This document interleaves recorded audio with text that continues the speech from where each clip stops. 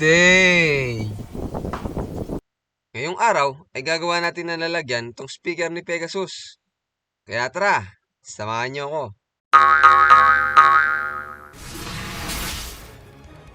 Yan, una kinuha muna natin yung pattern ng butas na gagamitin natin doon sa paglalagyan ng speaker.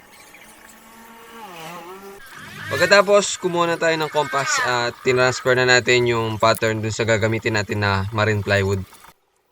At dyan, kumuha na tayo ng barena and binutas na natin yung marine plywood. Pagkatapos natin mabutas doon sa barena, kinuha na natin yung jigsaw para mabutas na natin yung paglalagyan ng speaker. At ayan, bumili nga rin pala tayo ng bilog na styro.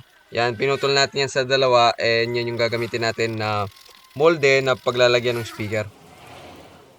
At dyan, ready na natin yung mga gagamitin natin para maumpisa na natin yung paglalagay ng fiberglass. At ayan, inumpisa na natin yung paglalagay ng fiberglass. Una, nilagyan muna natin ng resin yung palibot ng molde natin para dyan natin ididikit yung fiberglass.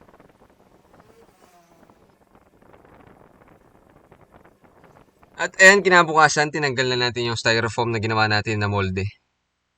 At pagkatapos ng lahat, ito na yung nagawa natin.